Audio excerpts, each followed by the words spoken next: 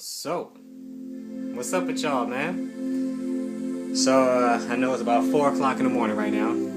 I be on my shit all the time. Sad. Anyway, two things I want to talk about. First, I'm start off with the streets. Now, I know. People be like, this dude, what is he talking about? He ain't from nowhere. You don't know my life.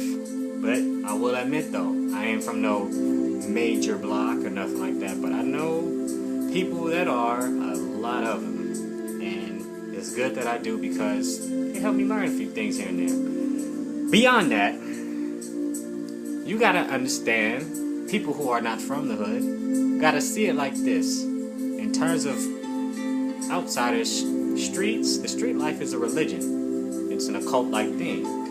The gangs are the followers, those who are to a certain church, how you would call it.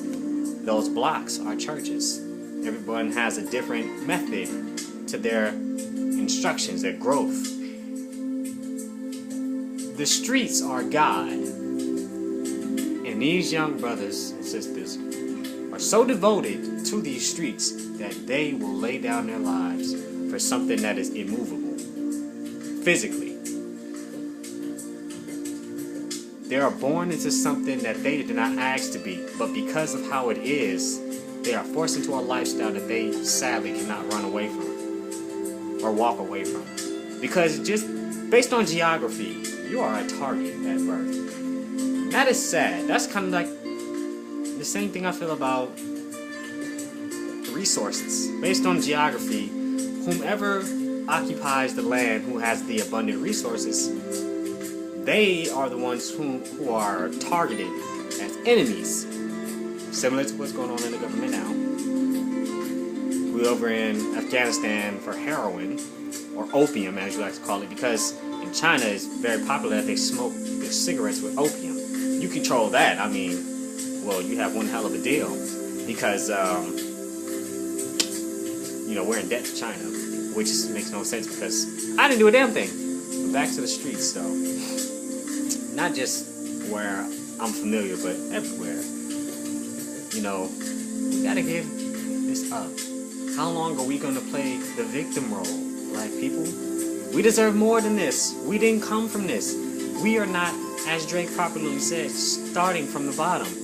We simply fell from where we were, and we're just getting back on our feet.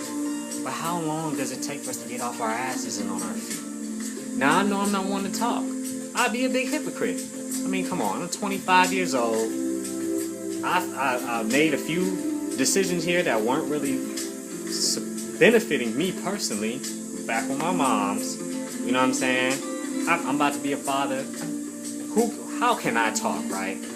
But, you can't give up or give in to the temptation that says, you know what, you don't deserve any better than this. You gotta fit in with the way the world is just because the world is cold. You gotta just freeze over. Let your heart just freeze cold. Nah, you ain't gotta do that. But I can't tell you about your situations on top of that. So yeah, I don't want to be an ass. But you gotta remember, people do care. Just because they're not the ones you want the love from does not mean they don't care. Especially when it comes to times where you just least expect it, man. People just come out of the woodworks and just be like, man, you know what I'm saying? You need some help here with anything, But, we gotta stop praying to false idols. I have a theory about why things happen to black people. Based on the theory I came up with regarding to evolution.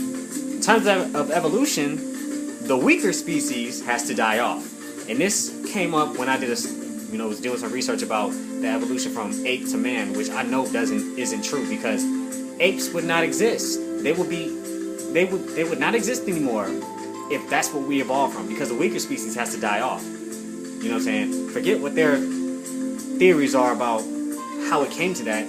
My point is, the genocide of black peoples is a theory of evolution to where the quote-unquote weaker species is targeted. And if it hasn't been enough damage, or the process that was coming along to where certain individuals were killing off black people in mass numbers wasn't fast enough, so what better way to make the species turn on itself, even though we're part of the same species. In terms of, I'm calling, this is ethnicity. You know what I'm saying? And then on top of that, throw the icing on the cake. You chime in here and there, which is like Ferguson. You do your little dirt, and then puts people in the outrage. Martial law comes in. Hey, all weapons free. My black peoples, all these guns and shit we got in the hood, we're supposed to keep that to protect and serve ourselves or our communities.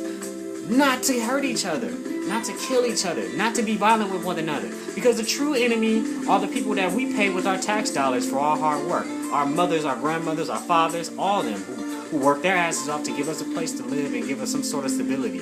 Something to hold on to. Is going to the police because our tax dollars pay for all their needs. I don't even know the word. And then on top of that, it's like we're paying them to kill us. We gotta wake up to this reality. Look, the world don't owe us nothing, but at the same time, we owe it to ourselves. That, we deserve better than this. I just wish that I can be that difference. I can make that difference. I know I'm not a great example, but I'm doing my best. And I know it's a lot of people that have a lot more potential. You know what I'm saying? But beyond this black and white thing, I'm going to talk about love.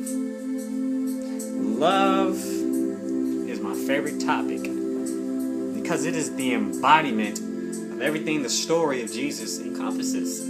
It's all about how much you're willing to give for the cost of your life to get nothing in return, technically speaking. Give your life for your people. If you love your people that much, how far are you willing to go? Not to prove it, but because you feel it in your heart. And apparently, people aren't really don't really feel like it's worth it. And you can tell based on how they feel about love in general in terms of relationships. We get girlfriends or boyfriends, then cheat on them, and then come up with excuses. When we know damn well if we want to do our thing, just do your thing. But because of that fear of losing, you have to have something to hold on to, break it, and then you come up with an excuse to keep it.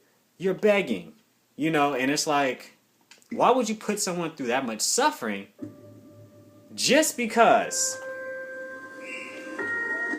But, I mean, shit, I'm over here. I gotta make shit work, because, I don't have the fancy equipment, so I'm using my TV as a speaker, to put the music in the background to create the ambiance. But anyway,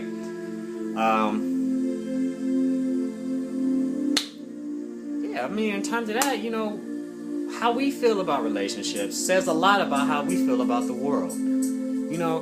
If you've never been to a point where you are willing to put your life on the line for someone, even if it's not just a personal relationship with another person outside of your family, just family in general, someone you love. If you're not willing to go that distance, that tells you a lot about yourself. And it's not to say it's not a bad thing. It's just something that you need to work on. You can't constantly run from your problems. Making money is good. Having, a lot of outside fun is good too. But all of that takes you away from you. It's in it, and you always go back at home questioning, why do you feel so torn on the inside? Because you're not questioning yourself. And I feel like a big reason why I haven't been so successful in any relationships because I've been constantly on the run from myself. Been ignoring my issues as if they never existed. Because I feel like I'm missing out on life. And life has shown me time and time again, it's not really anything I'm missing. It's the same shit, it's just an evolved form of it. As we get older, it just does different shit, but it's the same old shit, Until you figure out what it is about you that keeps you going, that incites your passions, you will forever be in this roller coaster of bullshit. You'll always have ups and downs, but always go back to the same starting position. I'm still there. So I am not talking down on nobody. But I know I'm a hypocrite because I will tell you some shit that I will not do for myself because I don't know. It's not to say that I don't try. It's just I'm more pushy when it comes to other people because I know that others have more potential than I see in myself at the moment. And I'm not talking down about myself, I'm just keeping it real. But I know I'm capable because it's never been a time that I fell off and I just sat there and wallowed. Nobody, well, I have said people don't give a shit, but that I just gave up. It takes me a while to recover sometimes, but I'll always keep pushing. But, love, are you willing and truly willing to say no to all the bad habits you have, to wait for the true love that you really need, or to allow true love to get into your life? That one person that you feel is thirsty or nagging you, are you willing to give them the opportunity to prove themselves instead of waiting on the one that you're pursuing to have a sudden change of heart when it's convenient for you? Because often we feel that when we pursue those we want as a job, as a dream, that it will just come to us. But in reality, if they are evading us, then they really have no interest. We are pursuing jobs that told us we were under or overqualified, to which we need to step back and say, you know what? That's cool. Pride will get you fucked up. It's understandable you want it that bad, and I know. But you gotta be willing to accept the fact that you can't have everything the way you wish, because in reality, wishing is bullshit. Reality speaks for itself, but it's nothing wrong with dreaming, because you can make your dreams come true, but it will never come out in the manner to which you imagine it. It's, you know, it's a lot of girls I can name, but I'm pretty sure they know who they are. A lot of girls I done got at that I still will pursue, but my reality told me straight up, if that was who was meant to be for me, then opportunities would have presented themselves, in a sense. You know, everybody ain't gonna be for you, you know what I'm saying? And that's cool. It's hard to swallow, but at the same time, someone who I have yet to meet will be the one that has been asking for a brother like me for the longest.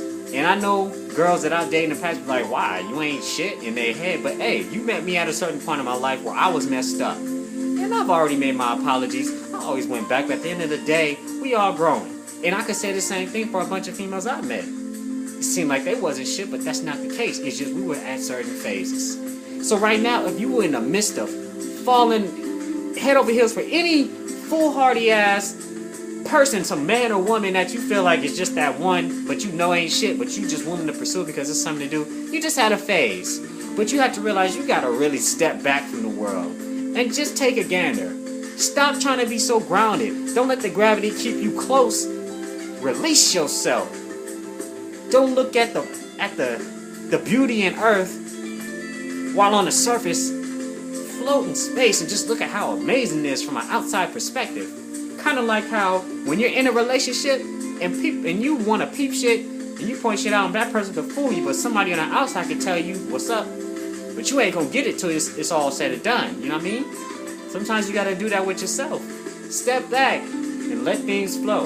I'm trying to do it myself, but you know what? All good things do come in time. And I know I sound like a preacher, but I swear I just want to help somebody, because my life before it's over, I wanted to have made someone feel inspired, because one who inspired me, of course, is Tupac, and that was his purpose. It was bigger than music. He wanted people to see themselves for who they are and their potential, especially his black peoples, and that we can stop hurting ourselves because we are more to this world than we know it. So I end this message as much as I can with love, respect to everybody, and I hope your days are great, and I love y'all, and all the girls I fantasize about and messaged on Facebook and stuff. Y'all know y'all still got it, but if y'all not it, I still got love for y'all, and I'm always here for anybody if they need. Videos gonna keep coming when they come. Peace.